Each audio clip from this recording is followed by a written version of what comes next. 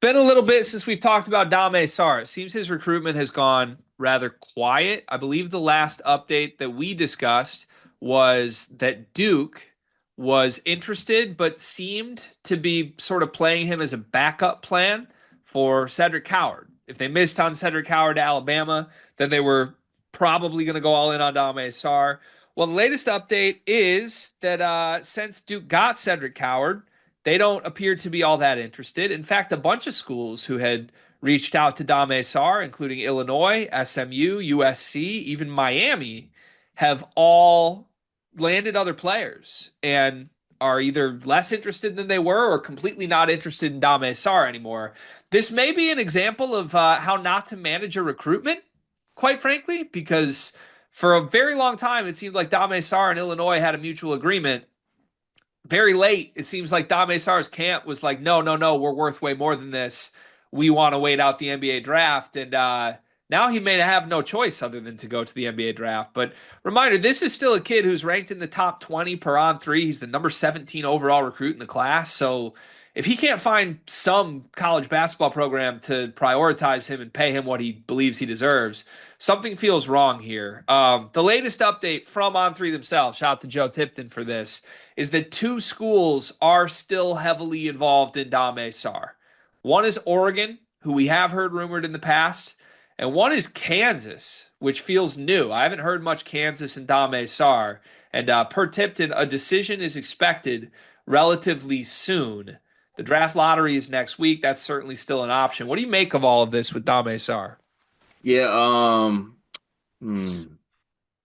So the word that comes to mind first is fumble. I think there's been a lot of fumbling that's gone along with this, how this has played out kind of in the portal. But also like with that said, I don't know. Here's where I'm at with it. I think Dame Sarr, whether it's correct or incorrect, is operating like he's a surefire like first round NBA draft pick. When I still implore a lot of people to go look and find me a mock draft that has like Dame Sarr as a certified first round pick. I think in the latest ESPN one, he was 30s, 40s, like second round pick.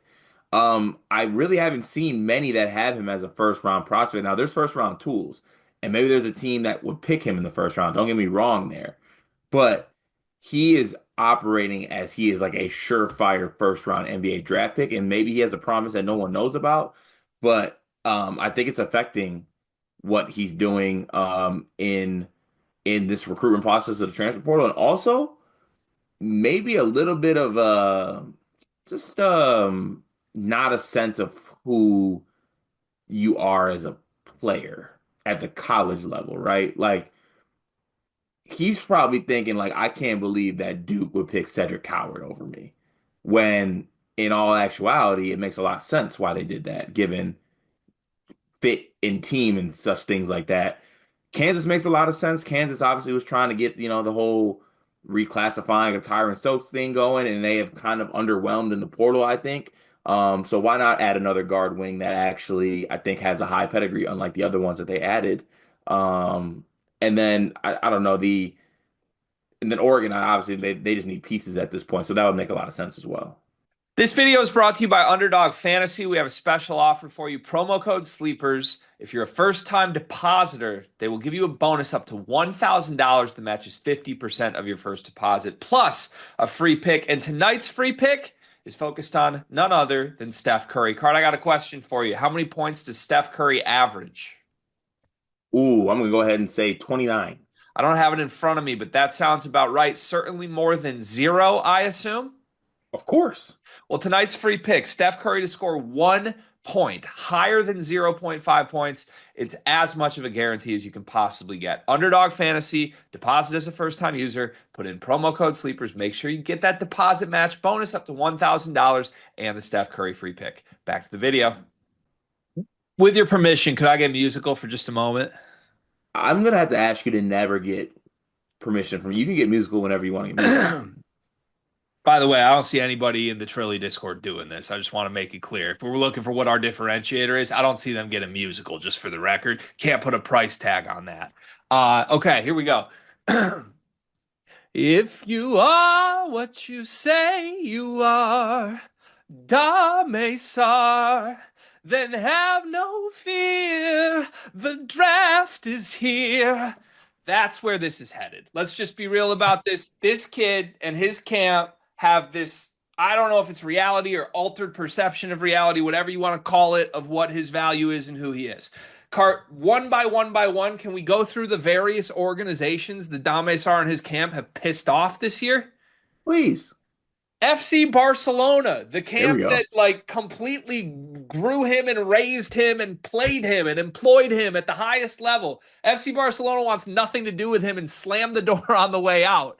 Uh, Illinois, same thing. You know how hard it is to piss off Brad Underwood before you even get to Brad Underwood? Difficult. It's very difficult. And he found a way to do it. In fact, they ended up giving way more money than Dame Sarr even asked for to Andrei Stojakovic. They had the money to pay for Dame Sarr, and something went so awry that Illinois was like, no, thank you, get out of here.